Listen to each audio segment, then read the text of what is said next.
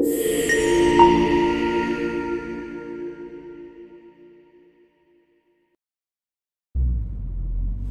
when you've got a steep drive, you've really got to be careful how you come off it if you've gone and added a carbon fibre body kit to your car. But what a bright sunny Sunday morning, and what a beautiful day to go for another drive in this amazing car. But we've now had the break-in service. That happened on Friday, so about 3 days ago. So I'm gonna just give some first impressions of how the car feels post break-in service, and also tell you exactly what happens during a break-in service, because there's a lot of differing information on the internet and in forums about what a break-in service actually is. Right, just left, engine's had a few minutes to warm up, so we don't need to do this driving it in efficiency mode anymore. Just sling it straight into M1. So I've got the engine in sport mode, so everything else is in comfort.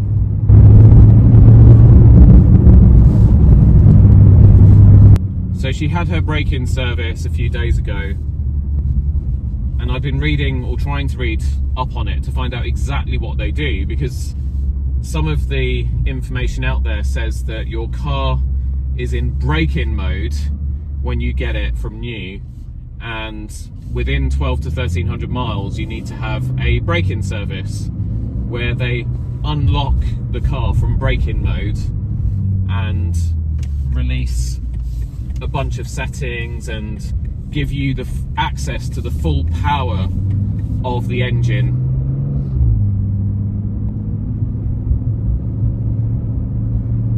Which sounds like an absolutely incredible thing. I mean, the other thing that you're also told when you get the car is to not drive it in a spirited manner, just treat it with some respect, and not to really, not to go above 6,000 revs. Because there was so much differing information out there, I wanted to find out the facts and share that with any new M2 owners who've just got their cars are in that break-in service period, and also with people who are going to be picking up their cars at various points over the next few months. And I know with some of our viewers that is certainly the case.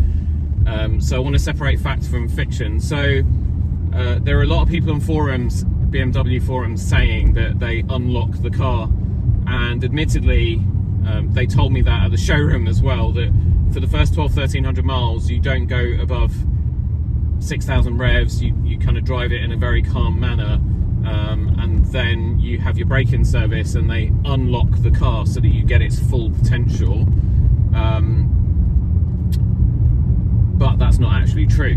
So here is what happens in a break-in service. So mine went in at just over 1,000 miles. I think it was just shy of 1,100. I didn't quite make it to the 1,300, but I checked with BMW, they said it was fine. Basically, the M engines are, I don't know what the correct term is, but they're built a little differently from, or they're machined differently from all the other BMW engines. We'll just call them the normal ones. And as you drive the car, the little metal shavings are basically deposited into the oil, because you've got all those components rubbing together for the first time. And I guess the best way to describe it is that all of the, I don't know anything about engines, but all of the cogs or whatever, as they sort of rub together, they're sort of filing the metal down and getting rid of all those imperfections, and those metal shavings have got to go somewhere, and they end up in your oil. So you get your service light come up telling you that your break-in service is due at 1,300 miles, and you take it in. And what BMW basically do is they change out the engine oil and the rear differential fluid, and they also change the oil filter as well. So they get rid of the oil that's got all of those little metal filaments in and shavings, and they put brand new oil in. They give the car a safety check as well, check your brakes, your suspension, all of that stuff, and they remove they reset the service warning. So they clear that. but that's not actually taking the car out of brake-in mode. There is actually, oh my God, how much of the lane do you need? People are, anyway. So yeah, so what they're doing is they're clearing the service light and resetting the service schedule. They're not actually taking the car out of brake-in mode. As far as I understand, there's no such thing as brake-in mode. And that's it. And then you get your car back and you can just go ahead and drive it however you want to drive it. You don't have to sort of worry about over-revving it and all that sort of thing. And that's it. I've seen videos where people post break-in service have said, oh, the car feels like it's got more power. The engines and the exhaust sound louder. And certainly I felt that way when I drove out of BMW service centre last Friday evening. But what I realise is that I think it's a placebo effect, because you know, if you've been doing it properly, because you would have been driving the car and you would have been holding back a little bit, all of a sudden, once the brake-in service is done, you don't need to hold back anymore. You can just drive the car as you normally would, and within the speed limits and things, you know, I do like to actually drive the car, not just sort of plod along. And I think that just comes from years of being a Mini driver. You know, Minis are built like go-karts, and you can really chuck those things around and you point and they shoot. They're so accurate to drive. I'm talking about the Cooper S and the John Cooper Works versions. I've not driven a lesser one. You see, it's this bloody Range Rover again that seems to think that it needs 1.5 lanes. Anyway, so yeah, so that's what a break-in service is. So I really hope that helps. So I do think where you see videos of M car owners that say, oh, I've had my break-in service, the car's been unlocked and it feels so different, I really think it's a placebo effect, if I can describe it as that, where suddenly, you know, they've been used to 1,200 odd miles of holding back, and then all of a sudden the break-in service is done and they don't need to hold back anymore. So it's not actually the car that has been unlocked, it's actually the driver that has been unlocked. So I think, I hope that is a very easy to understand way of describing the break-in service and the effect of it. It unlocks the driver, not the car. So yeah, there we go. But in terms of how it feels now that I can actually drive it, because I had some questions on the video I put up, the last video that I put up, because I don't know when you're watching this. For me it was yesterday, for you it might be months in the future. It feels great. In terms of handling, this car is fantastic. It feels different to the Supra, I have to say, because the Supra at the end of the day is a smaller, lighter car. This weighs about 1,700 kilos. The Supra was about 1,500, I think, maybe just under 1,500. And then I had the Mini, you know, with 235 odd horsepower, and that weighed, you know, barely 1,000 kilos. So, you know, you've got power to weight ratio, all of that sort of stuff. Although this car at 1,700 kilos, I've said it before, does not feel heavy. You want to drive a heavy car,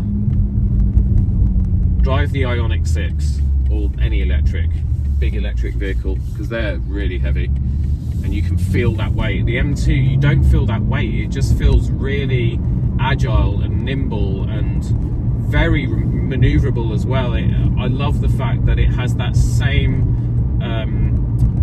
characteristic as the Supra and my Mini John Cooper Works, where I feel like this car is very compliant in that it will do what I tell it to do, what I want it to do. I did drive it, I think it was the same evening as the break-in service, or maybe the following day, on some quite spirited, another SUV, middle lane, just crosses straight over, no warning whatsoever. Yeah, and on those sort of slightly twisty A roads, it really, really did feel very, very good. So that's as much as I can tell you at the moment. I think when we film on Saturday, on the track day, I'll be able to really tell you more about, you know, what this car's like and what it can do and how it feels. But if you've got any questions, as ever, drop them in the comments. This was just a short kind of one today, because I really did want to just talk to some of you newer M2 owners who aren't at break-in yet what to expect and what the reality is, because it confused the hell out of me. Yeah, hopefully I've ordered some new mounts, so I'm really hoping they arrive before Saturday, because this suction cup mount thing is absolutely rubbish. So I've just ordered there's a company called Moft that does iPhone accessories or phone accessories, and they've just introduced their own MagSafe car mount. So I'm going to try that out, because I've never really had a problem with Moft products before, and I'm hoping that thing does the trick. So there we go. If you enjoyed this, please do like and subscribe. Drop any questions you've got in the comments. I answer every single one. And whether you're an existing M2 owner or you're going to be picking your car up soon, I'm really glad that we're starting to build the beginnings of a little community here, a little M2 owners community. So there we go. Thanks very much, and I will see you on the next one.